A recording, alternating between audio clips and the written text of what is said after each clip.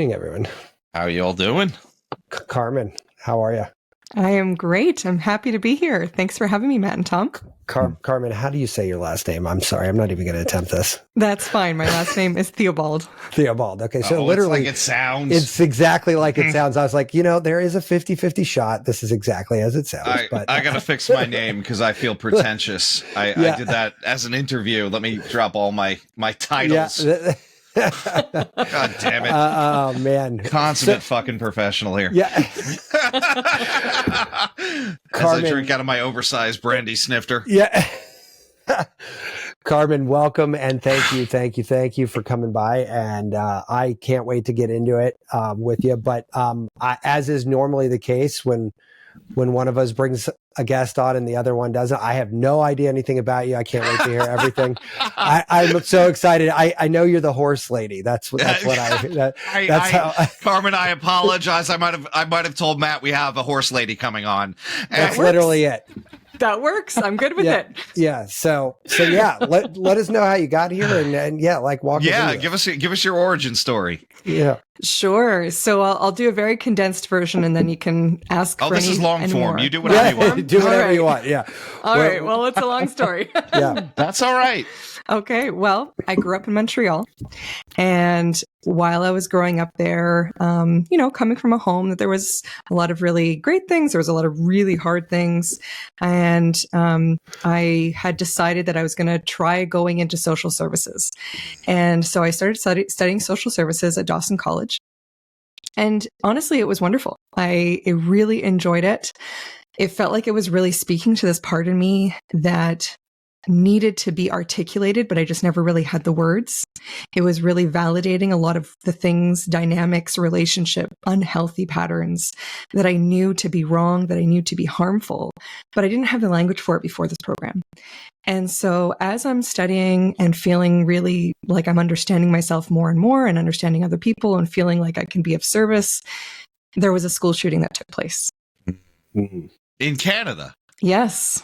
Oh, I thought we cornered the market on that. Yeah, I thought we owned that one. Wow. I'm so sorry. You guys probably responded in a responsible adult fashion. Yeah. Well, I probably a lot better, but there's a lot of really hurting people everywhere. Yeah, now, sure. I would say, yes, U.S. has definitely cornered the market on it in a major way, but not completely. And so I'm laughing because it's too painful. Yeah, I don't want you to think I'm an asshole. I don't think it at all. No worries. Yeah. I really got it, actually. So, yeah, we...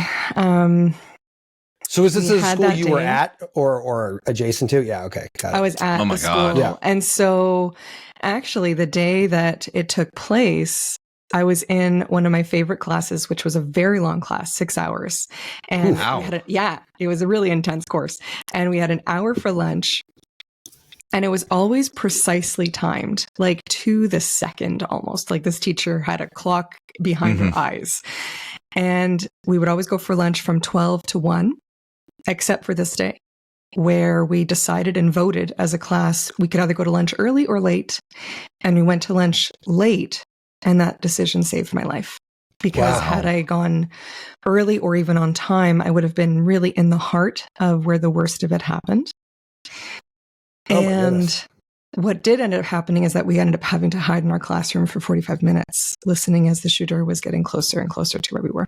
Oh my God, that's so traumatic. That sounds awful. It was. And and I wouldn't be alive today if it weren't for the first responders and the police in particular who came onto the scene in the way that they did. So I'm saying that because it's going to tie into my story in a really important way later on. And it's true. So for me, what that day provided was a really intense opportunity to lean into courage and being alive in a way that I had never experienced before. Not to say it wasn't traumatic. There was still post-traumatic stress, but I also experienced a tremendous amount of post-traumatic growth. Wow. Oh, interesting. And it really was a catalyst for me that wasn't like instantaneous, but in some ways it was too, where it was a series of little choices and small decisions and just ways that my brain changed how it was looking at opportunities and questions and moments of my life where it really like turned up the volume on what I knew to be true in my gut, in my heart, and made that so much louder than it ever was before. And it turned down the volume on all the doubts and pressures and expectations and all the crap in life that really wasn't important and just really keeping me less myself, keeping me more insecure. I've never heard that term before, but that's actually an incredible term, post-traumatic growth. Like, Carmen, it wouldn't shock you, I'm sure, to hear that two guys that run a show on weird health stuff have had hundreds of conversations about all kinds of fancy words and growth things in particular. Yeah. And I've literally never heard that one. That's an amazing, I guess, twist on that, right? You know what, Carmen, as you were talking, and not to make light of any of that, because that's very traumatic, but like there was a scene in Fight Club where he pulls out a gun and he puts it to the head of a guy, right? And he has no intention of shooting him. But at the end of it, like, he's mad that the guy is not like I think he was going to medical school, or like he didn't complete what he said he was going to. And, I'm not going to give away spoilers, but if you haven't seen Fight Club by now, 20 years ago, man. Yeah, but at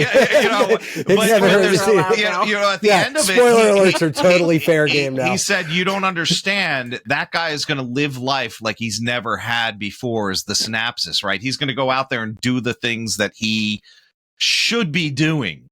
You're right. And so out of this tragic event, and I'll say this, like, even after 9/11, I was treating rescue workers that were digging through the rubble. And, out of this horrible, horrible thing, you saw this outpouring of compassion and care. And like, it was like the probably the last time I felt happy to be like American, which it probably will get me shot.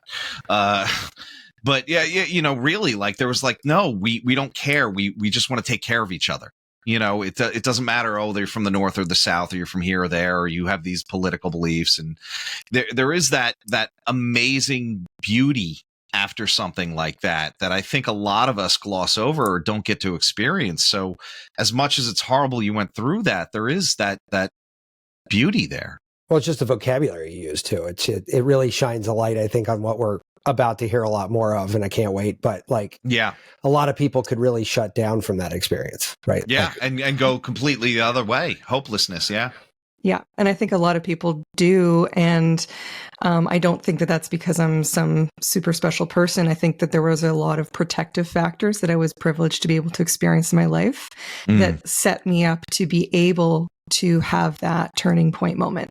And I actually had a moment in the classroom where I literally felt a choice point in my body where I had that opportunity to kind of double down on the fear, or double down in this feeling of surrendering to the moment and being okay.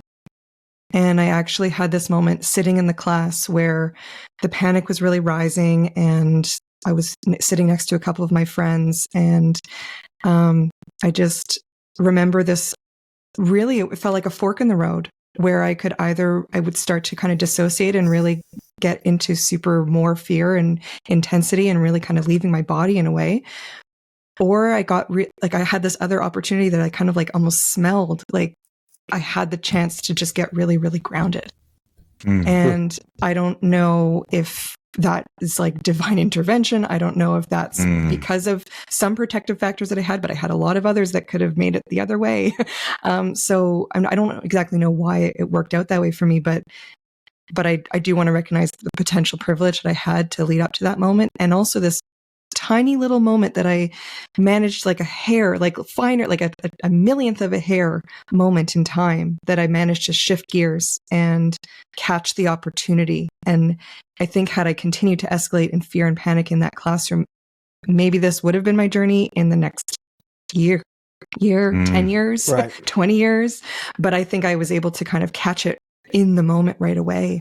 And actually working with a lot of military now and first responders, I was chatting with someone who was telling me that's, I think he called it like the warrior's experience in battle, where people really get into that place and end up doing a lot of like heroic acts and stuff. And as I was describing my experience, like that's what it is.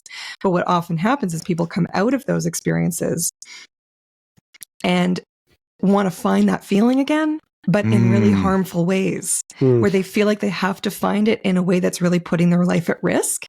Yeah. But what I think was offered to me because of just a lot of combining factors all at once was that I somehow understood that I could find that feeling by getting really grounded in my heart. And having this feeling of true aliveness that didn't have to come from horrific events, but that could actually come from learning how to live my life in the most aligned way I could possibly figure out. Wow. So it was a lot going on in that little period of time, man. Well, I mean, no, I just listen, I mean, your story, you know, is incredible. And it really, so far anyway, I mean, I'm just so awesome. glad we didn't ask for the short version. Yeah, I'm so glad we didn't ask for the short yeah. version. Yeah, but you know, like it is really kind of it is funny in life. Like no matter what, recursively I learned this lesson. Right back in Jurassic Park, Jeff Goldblum puts a dropper of water in his hand, and he goes, "You know, we never know. Chaos theory. Like it rolls this way, and it's an aggregate sum of a million little things, sweat in your hand, salt in your hand, rivets in your hand. Like all these variables contribute to which direction that water falls." And when you hear a story like this, it reminds me of that because it's kind of the same thing, right? You have a million variables that happen in your life, that happened in that moment, that happened in that day, week, month, that all contributed to where you ended up. And you know, lucky for us, we get to have this conversation with you. I mean, there's so many other versions, like you said, of that story that could have happened. But it is fascinating how our brains choose for ourselves to react to these situations because it's so unique and it's so complicated. Yeah. But I'm really psyched to hear that this is where it went. I mean, it's just great so far. Carmen, I will say we're not just going to like reference old movies. Yeah, no.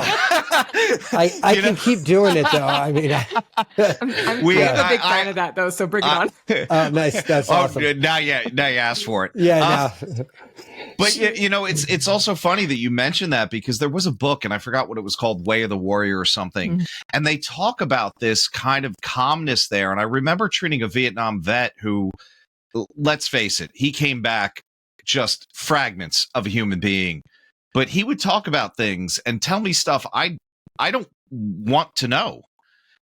But he would describe this beauty and this calm in it. And it was like, there's like, you're watching people die in front of you. And no, I know it sounds wrong, but there was this like, and he actually said something like the presence of God, which was so crazy. He had a friend die in his arms and he goes, I've never felt so serene. Yeah. Wow. Carmen, is this a high school, college, grammar school? Like college. Okay. Yeah. Mm-hmm. Right. Okay. So you're a young adult at this point, right? That's right. I was 17. Yeah. Wow. I mean, that's you're a young like, adult. That's like yeah, young No, adult. I'm lying. I had just turned 18, but close. All right. But still, yeah. I mean, goodness.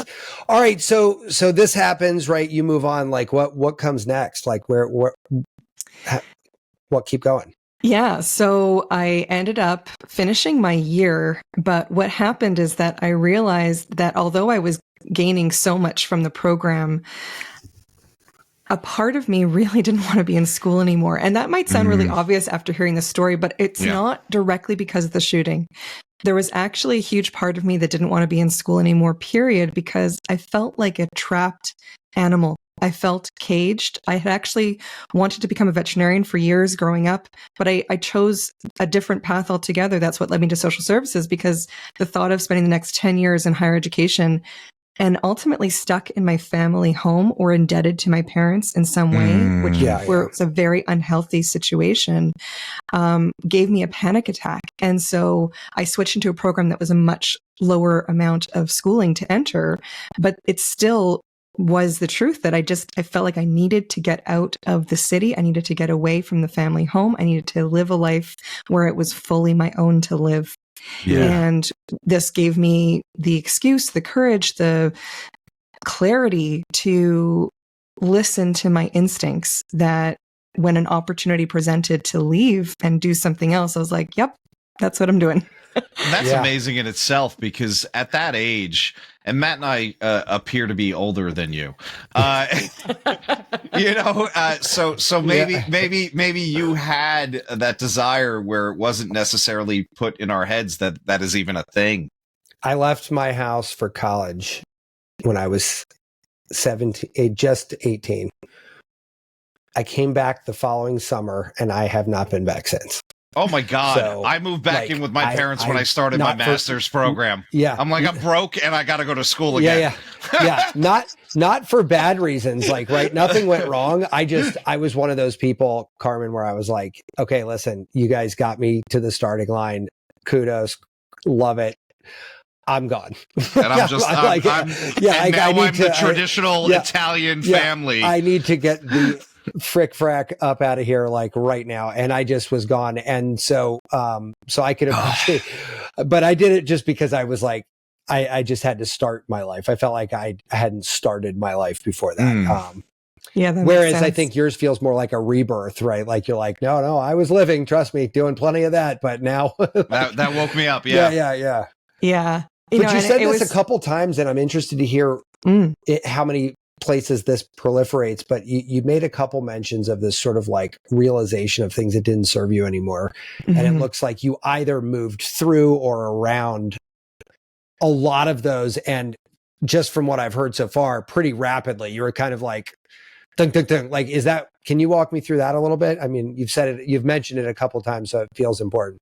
Yeah. Well, I think that's in so many ways. It's in tiny little moments, and it's in big decisions. The decision to leave school is a perfect example. There were so many expectations and pressures from family, from society, from myself that I needed a degree to go off and live my life. I'm not opposed to education. I'm very pro getting educated in everything and anything we can, and higher education too, but also to live in a way that's most in alignment for that person. And for me to actually have the courage to make a choice that really was looked down on by members of my family. Mm-hmm. There was also a lot of emotional and verbal abuse in the home. There was a lot of manipulation going on.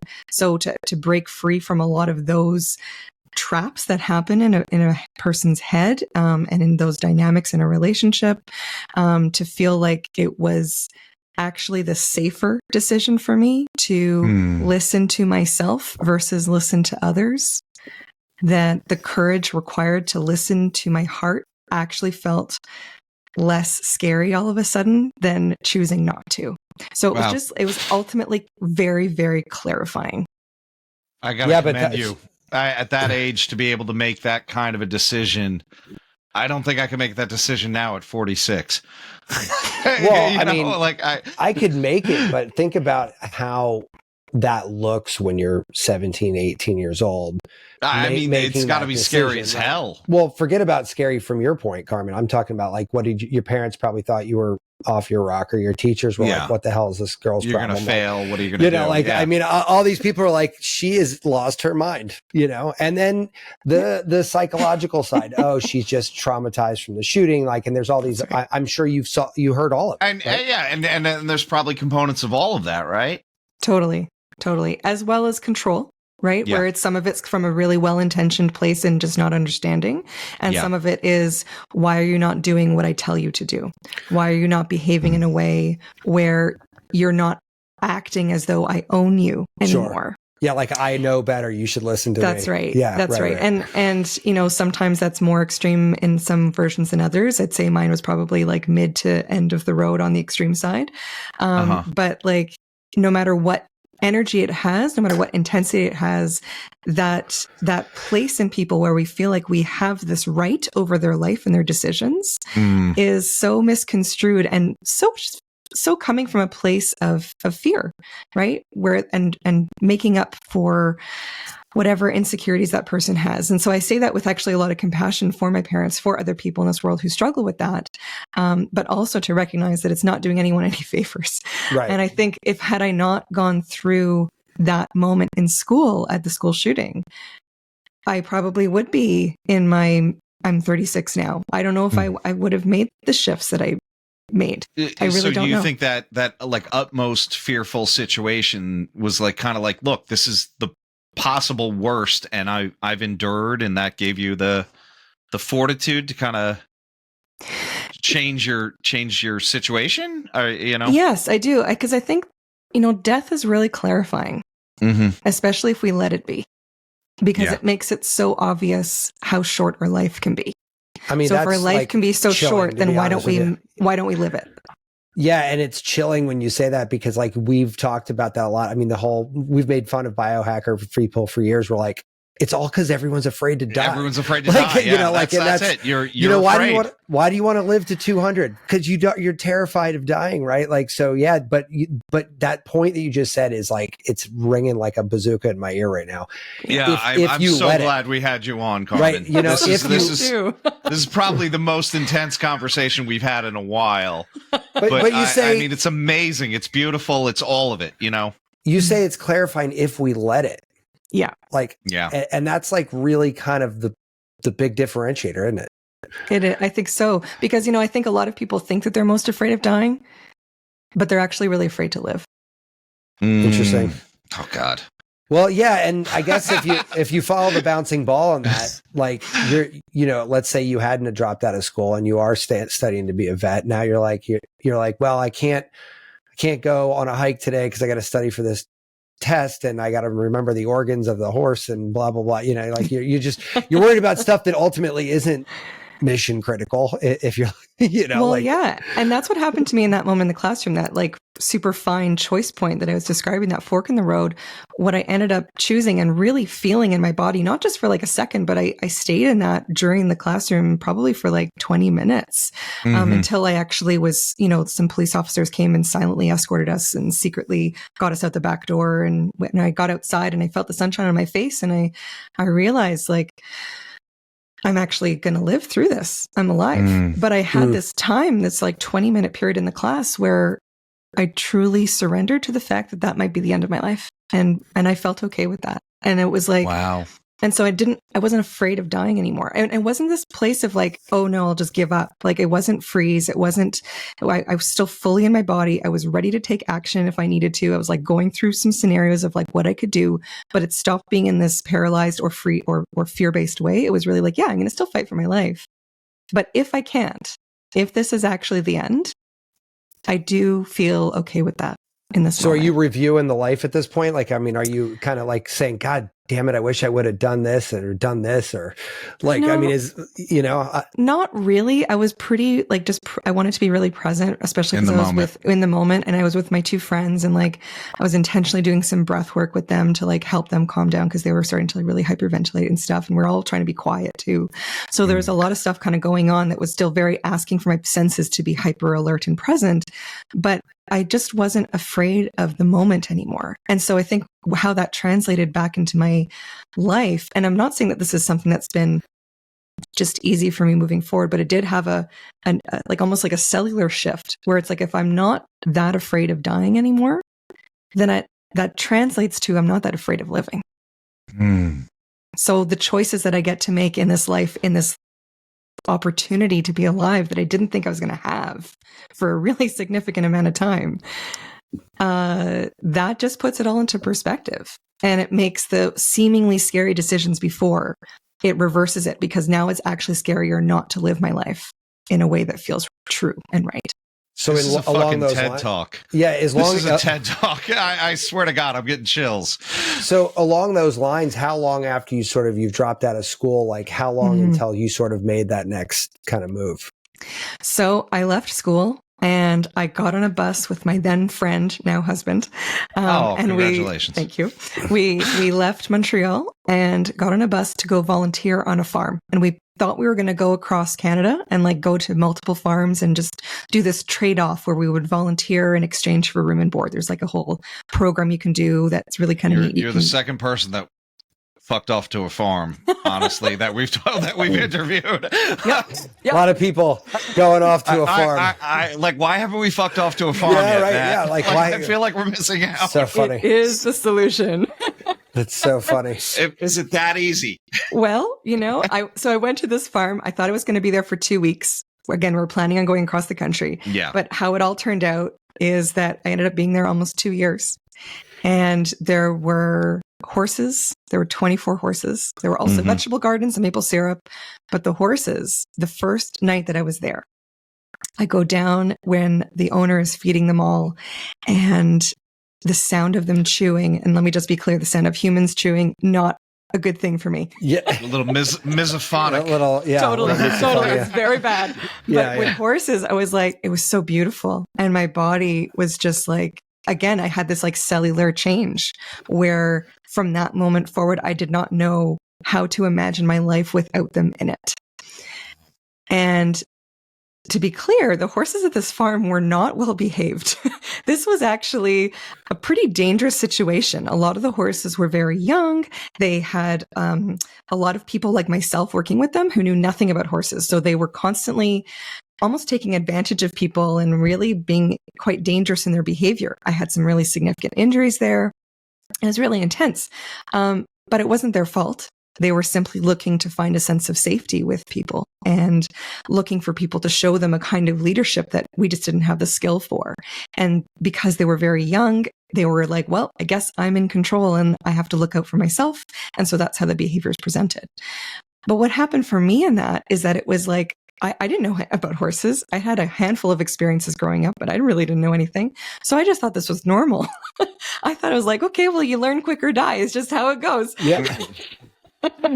So I did my best to learn quick. I had a couple of those moments again there where it was like that fork in the road. It's like, you're going to double down on the fear, Carmen, or are you going to really get grounded in like choosing what feels right? And what choosing what felt right meant for me is learning as much as I could about them because I couldn't imagine not being with them. So I had some really amazing, intensive learning experiences there. And that opened the door to an apprenticeship opportunity. So the farrier who was taking care of the horses' hooves there, the farrier is a person who takes care of horses' feet. They put shoes on horses, trim the horses' feet, all that kind of stuff. I love how horse people know that other non-horse people don't know the lingo. I just was going to go, I'm like, it's probably unimportant to the story, but it's something to do with horses. So got it. You know what's funny? I'm certified in animal acupuncture. And when we got to the horse part, I'm like, yeah, fuck it. I'm not messing with horses. Yeah. I was like, no. They're talking a different language. They're naming body parts where I go, what the fuck's a fetlock? Yeah. The closest thing I know to horses is the MagnaWave PMF coil that we, Carmen, Tom awesome. And I wrapped that thing around us and we were using not it. Together. Not together. Yeah. Not in a hug. But I'm sitting there, the guy who showed it to me, it's like this. Hey, you want to try this? It's awesome. And I was like, yeah, man, that sounds great. Let's do it. But that's as close to, it's funny. My sister-in-law has horses and there's a woman who comes and does MagnaWave therapy. Yeah. And when the horses are done, they're like, any of you guys want in on this? And all of them are like, me? Like, yes, please. Yeah. So it's really funny. Anyway, yeah, that's about all I know about horses, though. That's fair. It. That's totally fair. Yeah. So as a service provider to horses for their health, a farrier is the professional that sees them the most frequently. Mm-hmm. So usually every like 4 to 6 weeks kind of thing. And it's a really intense job. Like, to put in perspective, insurance rates are usually the same as military. Oh, we can makes sense. You can literally get kicked out of the business anytime, not just metaphorically. Kicked out of the body. Right. And so what happened is that I got started in this apprenticeship, and that was 16 years ago. Oh, and wow. I've now worked with thousands of horses in this way. And what kept happening, what started at that farm that I was volunteering at, and that kept happening over my career as a farrier, is that the horses kept bringing me back to that place of needing to double down on courageous heart alignment. And every time I was off of that, and this is a continuing journey. Again, this is not like I have arrived, because I think this is a lifelong process. Sure. But what they do is they continue to strengthen it like a muscle. Like I am fine-tuning this muscle that's turning up the volume on what my heart is telling me. and turning down the volume on everything else. And that's like building a muscle. And I had almost like a steroid infusion of it that day at Dawson College, but it needs repeated strengthening. It's like posture. And the horses are helping me develop consistent posture. And so every time that I'm off of that mark with them, they show me in a variety of ways, and sometimes in ways that make it quite dangerous for me to do my job. And not that it's only about how I show up, but I have a lot to do with it. I have a lot to do with them being willing to work with me. I have a lot to do with helping them feel safe. I have a lot to do with how they're responding to life in general, because they're picking up so much of my emotions. So do you vibe with a horse? Is that like a fit? Like you guys are in this sort of energetic interplay, like the whole time you're working with them? Aren't we all? No, I totally, but I guess I never thought about it in context of a horse is what I guess that's probably a better way of asking I would the question. argue, Matt, because these are built, they're prey animals, right? And there's a way you have to come at them. Right? I mean, their eyes are on the sides of their head. They're terrified. Well, my sister-in-law did dressage, and my wife and her sister did jumping, and so they've horses their whole entire life, and so like they have a real genuine relationship with horses. My sister-in-law still keeps 2 horses, so like I mean that's still a day-to-day thing for her. But having not had that, yeah, you're right. If you and I were in a room together, you and I are in an energetic exchange, same Tom, and you know, but I guess I never thought about it with a horse. Like, it's never, but it's interesting. I guess they're like, hey, we're going to just get a little feisty with you because you're not feeling it right now. Oh, God, man. They'll back you into a wall and you're like, oh, here's a 1,600-pound animal pinning me to a wall just for fun. Well, and there's your cat. There's my cat. There we go. Yeah. And some of them will, and some of them will have different responses, just like us. And what I learned is that the horses are actually so similar to we are. In some ways, they're so different. Yes, they have eyes on the sides of their head. They are prey animals. They can be very hypervigilant. They're always worried about safety. But actually, we're kind of like that too. Sure. It's just that we're omnivores. We kind of have this mixture of predator and prey, but so much of us actually has a lot in common with them. And we have the same kind of mammalian nervous systems. So we both respond to stress and feelings of safety or lack thereof in the same way in our nervous system, the same way in our body. They're just very open about it. And they don't have the same body language as cats or dogs or other kind of predator animals, where they kind of have like a higher requirement of us to show up in a way where they can feel safe, because they're not going to be able to kind of just chalk it off to, well, I guess it's okay that they actually have to take over. Some horses are very, very strong in their personality, just like we have humans who are very strong in our personality. But often that kind of intensity and that strength is coming from a place of not trusting the world and not feeling safe. And so the same is true for them. When we have very strong, intense horses interact with someone who can actually be a healthy leader for them, they have such relief. And I think the same is true with humans. Yeah, I think humans react very similarly. You're totally right. That's a beautiful way to frame that too. One of the lessons, and I don't know much about horses, but like the vet was like, "Look, it's not a stripy dog. It's not a big dog." And then when I was at the zoo treating an ostrich, and I stuck my hand in to pet the zebra, they go, "That's not a fucking stripy horse." Yeah. I was like, it looks like a stripy horse. It looks like a stripy horse. It is not. Yeah. It will pull you through those bars. I'm like, they're 6 inches apart. Oh, it will get you through there. I was like, okay. Yeah. That's funny. Yeah. So thousands of horses, man. That's crazy. I mean, are you a traveling? Yes. You go everywhere? Well, I go in a lot of places in my region, but within like 2 hours north and south of me. So I travel quite a bit.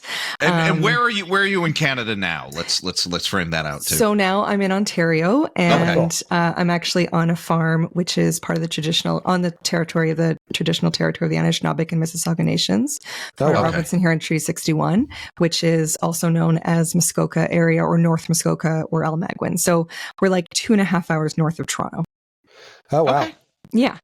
Yeah. So lots of horses is what I'm getting. There's lots of horses for sure. Yeah. And so what happened was that during this time of me working as a farrier, which I still do, but much less so now, is because I was learning so much about them, which ultimately boiled down to me learning about relationships and healing relationships with myself and those around me. How do I show up in a way that's more secure, that's more empowered, that's more grounded and calm, and really back to all the same lessons I was getting in that intense moment at Dawson College, right? All the same stuff of connecting to my heart in a really healthy way. I was like, how do I do this for others? You know, I had left Montreal really wanting to leave the world of humans behind. And I did. In a lot of ways, I kind of did, right? I worked with thousands of horses, but what happened is kind of like a horseshoe, all the puns intended. Yeah, all the puns intended. Yeah, they brought me back around to the world of people. And so I became certified as an advanced coach and facilitator over the course of a couple of years. And I went to Arizona to do this intense training, and then combined it with other programs and courses that I took, as well as all of the personal experience that I had going into it with all the horses and my own lived experience too. And I created Horse Sense North, which now supports people and horses in safe ways, because a lot of the intense, unsafe learning that I've done with horses, I don't want to repeat. But that's also what allows me to make it very safe for people, because I understand horses really, really well. I'm always learning, but at the same time, we are able to make our experiences here really healthy for both horses and people, so that it can feel safe and connected and really transformational for both species. That's awesome. I love it. And actually, you know, I was looking at your courses, your upcoming workshops, and I was like, and it's funny because I'm drawing a lot. I'm painting with a broad brush here, but like the width of topics that you cover here and what you're telling us here, the story that you're telling us, it's like, if I didn't hear your story, I'd be like, okay, but like Indigenous cultural competency training, like, I mean, yeah, I would have glossed right by that. But like hearing your story and hearing like the connection that you sort of really wanted to make at a DNA level and just didn't have the vocabulary to do, as you said, you couldn't have an Indigenous cultural competency conversation unless you knew how to connect to that part of you, like fluidly and competently, right? Absolutely. You get what I'm saying? Like, I mean, you wouldn't even be able to have that conversation, period. Like, it wouldn't even be, you wouldn't have even thought about it. It wouldn't have been in your, you know, orbit of in any way, shape, or form. But if it did, you'd be like, what the hell does that even mean? But like, when you come at it, when you have this clarity that you're describing, which I'm super jealous about. I mean, honestly, I'll be honest. This kind of clarity is awesome. I gotta say, this is like I'm so inspired by you. Yeah, I mean, it's because like I don't have that clarity. I got to be honest. I don't have that kind of clarity at all. Like you know, I mean, not to say that I mean, look, I think you said it right.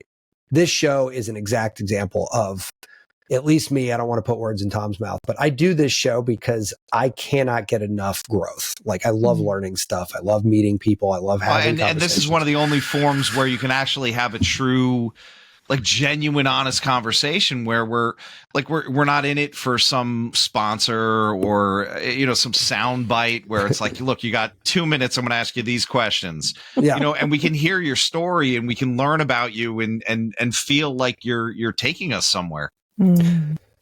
Well, I appreciate that clarity, for both of you.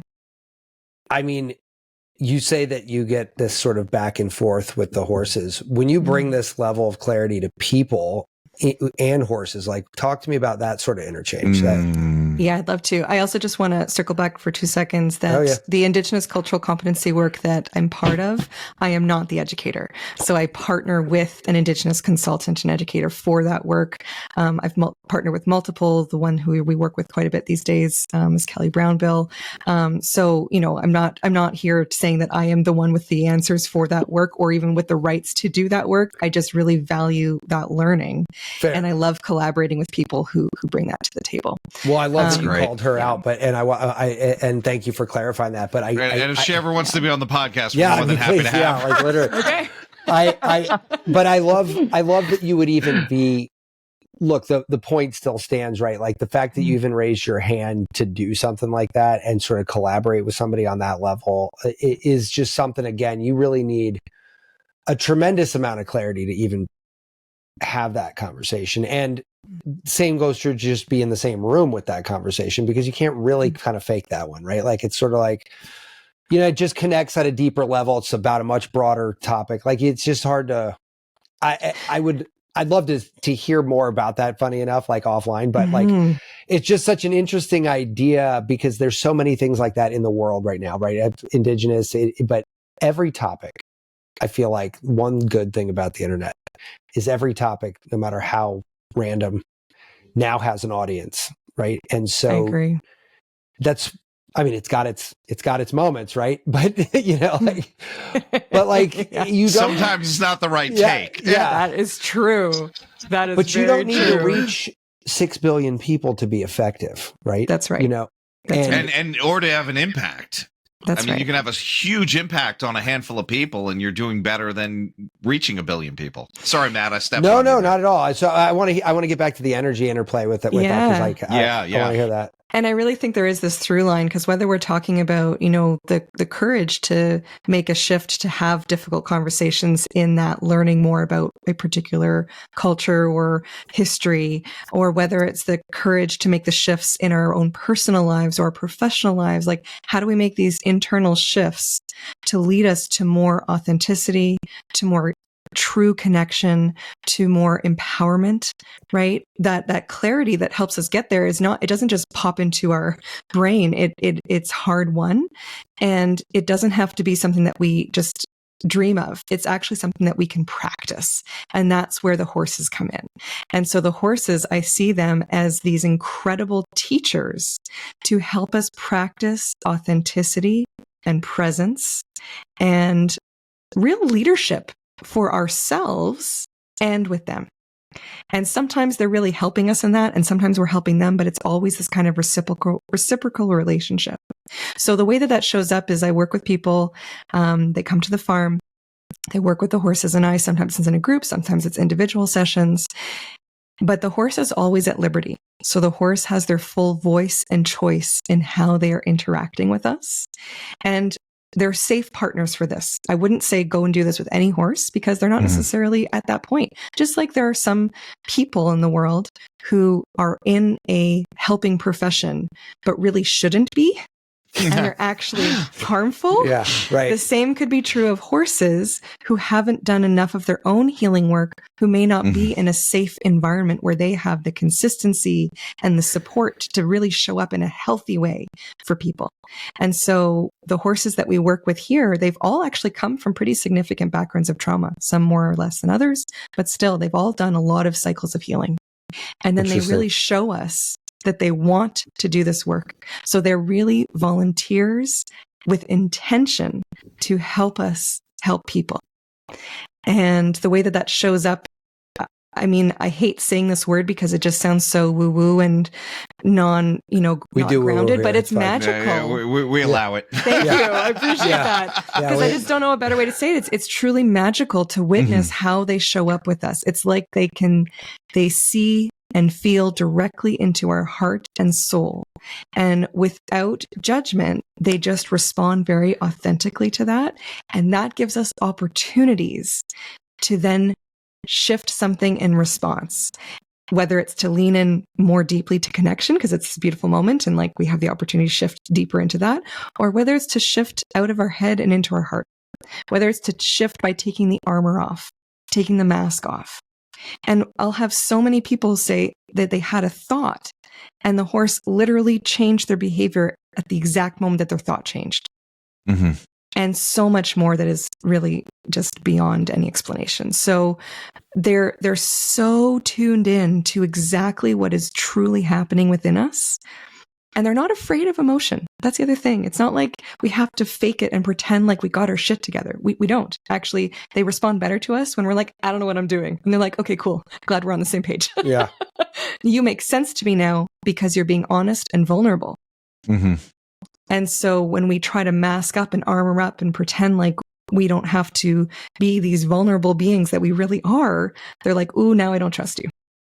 Because you're not really being right. in alignment. You have a facade on. That's right. You're not. Your energy is sort of like not coming out the right way, right? That's right. Yeah, Exactly. Like as Gen Zers would say, your vibes are mid. yeah, That's yeah, right. yeah. Vibes are mid. Yeah, I'm just trying to get a bigger audience. Yeah, yeah. I really am. I love it. oh man, but like you see that with humans too, right? Like you go Yeah. into a conference or a business meeting or a social situation, and I take it for granted. I really do, because I'm not shy. I'm genuinely curious. My kids ask me, how do you talk to so many people? I'm like, because I'm genuinely curious. Like, that's it. There's no deeper You answer. know what? And Carmen, Right? It's like, Matt started talking to me when we were at an event. Like, if I don't know you, I'm a fucking wallflower. yeah, I'm a like, ghost. I'm in the corner. Yeah. I'm like, oh, it's 9 o'clock. I gotta go. And Yeah.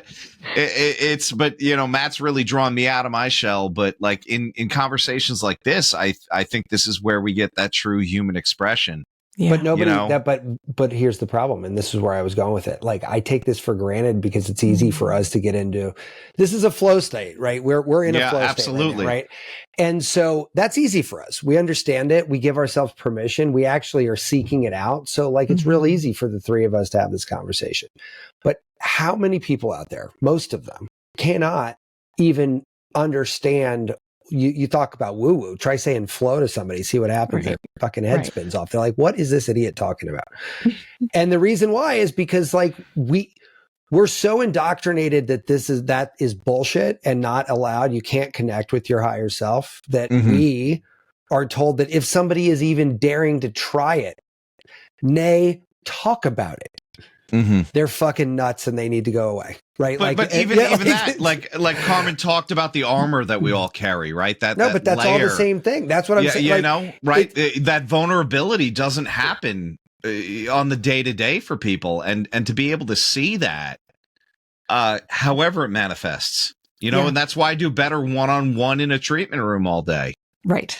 Why? Because I don't give a shit about all that other bullshit. I don't care what bumper sticker you have on your car, or look, you're showing up here and here's what I'm seeing, and we're going to have a genuine conversation about that. That's something that, like, Carmen, I see it on your face. You get it. Like, you get to like, that's a gift. So is right? The crux of your work on your farm, is that sort of like where you vibe? Like, that's the majority. I do some public speaking. I do some presentations, some like horse-inspired leadership development frameworks, that kind of thing for organizations and teams sometimes. So sometimes I do that over Zoom. I would love to. Fucking amazing, Carmen. Cool. You're Thank you. fucking amazing. Thank you. And I love the work. I mean, I love all facets of it. I'm excited to be able to do more of all of it in the future. And the most impactful transformative opportunities are always going to be directly with the horses on the farm, because now you get the whole experience. And really it's like kind of going to the gym for emotional and social strength training. It's going to the gym for vulnerability strength training. I love that. So can I ask you something here? Because I think we talk about, everyone's familiar with muscle memory, right? Like, and you've even said it a couple of times here, right? But muscle memory only works if you actually know what's happening, right? Like, you have to understand that you did it right. Right. And I've told the story a million times of my 7-year-old who put on the Muse headband, and, you try to explain to a 7-year-old how to meditate. You're like, how the hell do you do that? I can't even explain that to an adult, by the way. Like, it's very hard to explain to somebody to be calm and meditate, watch your thoughts flow like a river. I mean, we've done all these, like, we have all these words, but it's really hard. So anyway, I just told my daughter, focus on your breath. And like, I don't know if you ever used a Muse, but we use them like crazy here. But like, when you get into a meditative state, a bird chirps, right? And so like, you have this like audible like signal that you've done it. Well, I can hear that. And as soon as a bird chirped, I'm like, do that again. And as soon as you get somebody to experience something like that, even if it's highly esoteric, right, and completely undescribable by words, which is how I would. But isn't that the human experience? But at the end of the day, we have a vocabulary that's bullshit. Well, I know, but like, I mean, let's say it. It's not what's really happening. It's just how we have to contextualize it so I can communicate it to somebody else. And both of these things that you just shared are exactly what makes the horse work so powerful. That's exactly it's nonverbal, right? And you're getting real-time biofeedback about what's going on in a relational way. And I don't know if this is going to make sense. I can break it down after, but I love Carmen. Someone just said go. to me, someone told me, relational wounds require relational healing. Most of our pain comes from our relationships that were Put that not on a fucking healthy, business card, Carmen. right? And we think that we have to then go about it only by having our human relationships and healing in our human relationships. But what it's actually true, and I know this from working with the horses, is that we can have practice in other kinds of relationships, like with horses, in a nonverbal way where we really get to that core of the essence of what's happening in our body. And that's transferable into the relationships in other ways with humans. And that's what was the root of my question was like, you have a tool. For my daughter, it's a EEG. For other people, for your people, it's a horse. That basically are there to say, you got this right. Just be there and we're all going to be fine. That's right. And I love that does that. And I'm just like visioning like, oh, if I had this very large animal that reacted sort of like Fritzy if I wasn't present, but was totally cool when I was, like, that would be the same thing. It's teaching me, hey man, this thing. Yeah, do that. I'm getting the chills, man. Yeah, do more of that. This is so good, Carmen. This is so good. So how, like, I know you have a whole bunch of days and weeks and stuff like that. I mean, like, generally speaking though, like if you had to draw a center line, like, is this like a long weekend for people to come hang out with horses, or is this more like a week you got to kind of get into it kind of thing? So I guess it really just depends on the person and what they want and need, and also their location. So we have some people close by who will come for a 2-hour session for themselves and then come back in a month or even in a year. Some people come weekly. Some people really have that consistency. Almost like therapy, right? Like therapy, but sometimes in a way where like that one power session with the horse or that one power session with a particular therapist, you get what you need and then you can just kind of keep going with that and keep processing it and then come back when you need it. So just like that. We have a program that is for first responders and military. So that's where I wanted to come back around mentioning that I'm alive today because of them. And that's where my deepest passion lies, is serving those who serve others. And we created a program for them specifically. And it's a 5-day program. We've run 6 of them so far. It's difficult to get funding, so that's why it's so few, but we have a big wait list. We have a crowdfunding campaign happening right now for it too.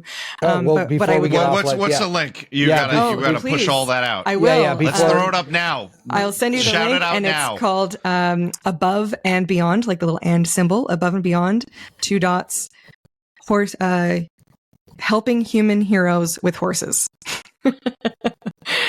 Above and Beyond, helping human heroes with horses. So all right. Yeah, we're gonna actually link to all this stuff. Thank you. Before we get off, for sure. I really appreciate that.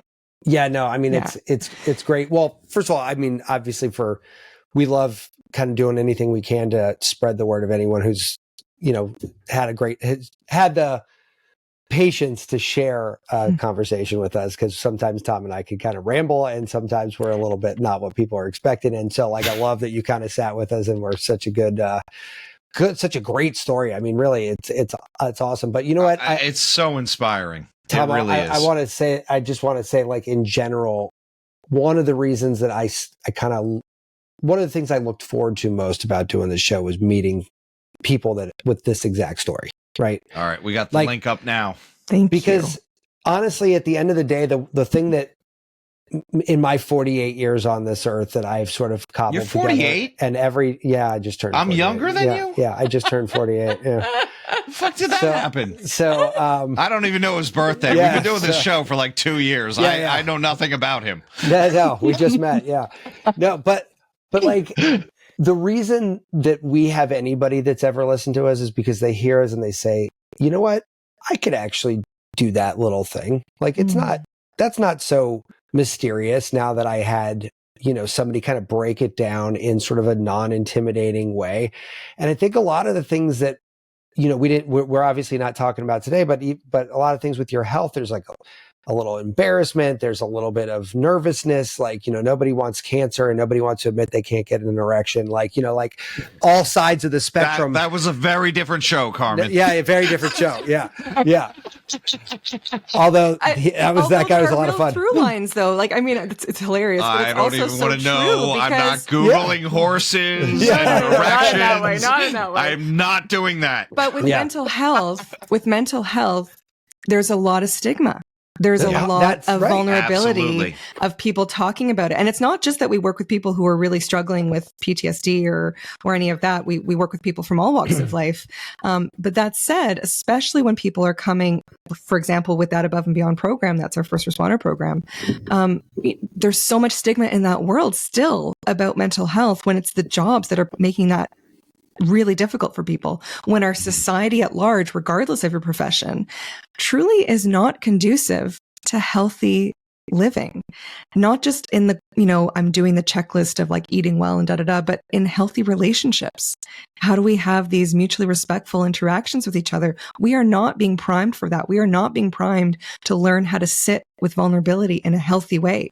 Instead, we reach for all these things that numb it out. We develop all these different mental health conditions, some that are based on that, some that we're just born with. Like, there's such a variety of ways that mental health is one of the most vulnerable things for people to talk about. So, not just as a plug for the crowdfunding, but if people want to like see an example of hope that we can actually get through that on the crowdfunding page, the second video down is actually a bunch of testimonials from first responders that we've worked with. And I'm not saying this as a plug for what we do. It's just that sometimes to see and hear people speak about their journey of being so in a difficult, dark place and actually not being there anymore is the hope that we need. So regardless of our intention or whatever kind of work we're interested or not interested in, I love being able to have these conversations like we're having with like all three of us together now, because we need more hope. I really believe that we need more hope, and having these honest chats where it's like, hey, it doesn't have to stay stuck in where it is. Things can get better. Well, I'll add to that and say, I think hope is great. But I think what I see in my own life is missing the most is volition. People just don't just do it, right? Like they don't just do the thing, right? Like they don't say the thing. They don't make the call. They don't send the email. They don't ask the question. They don't, there's so much that they just don't do. And that's where I was going earlier with this is like the common thread between all the conversations that just gravitate towards us, by the way. Like we put this intention out like 3 years ago in the universe, and like the people that came back to us, you reached out to us, right? Yeah, no, I was so excited. But that's what I'm saying. Like, like you found us, we found these people, like, and here's the thing. 3.5 years ago, that energy signal hadn't been sent out, right? Like, so I didn't, we didn't make that decision, right? And so on a much different, much smaller, just on a way different, totally different universe, Tom and I were like, you know what, let's start living our best selves and let's have these great conversations. And what I realized is the people who have the volition to just do the thing, send the email, make the call, talk to the person, stop talking to the person.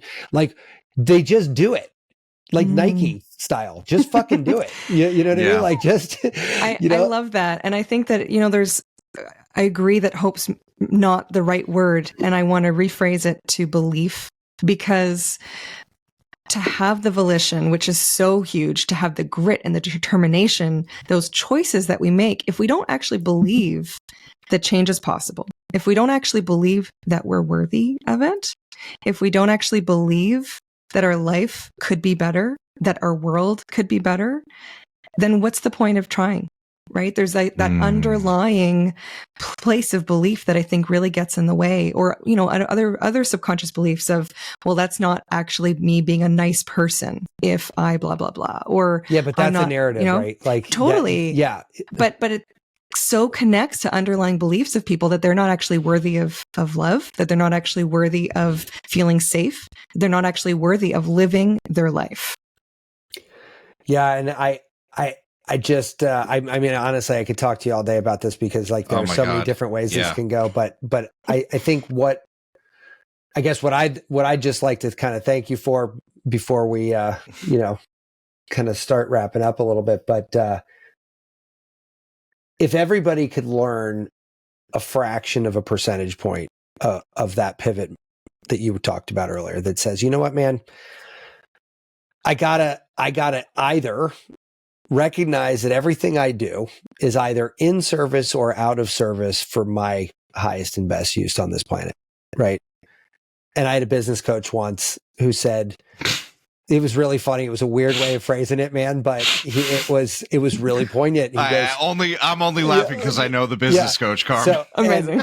He goes, at the moment just before your father ejaculated into your mother and you decided to take human form.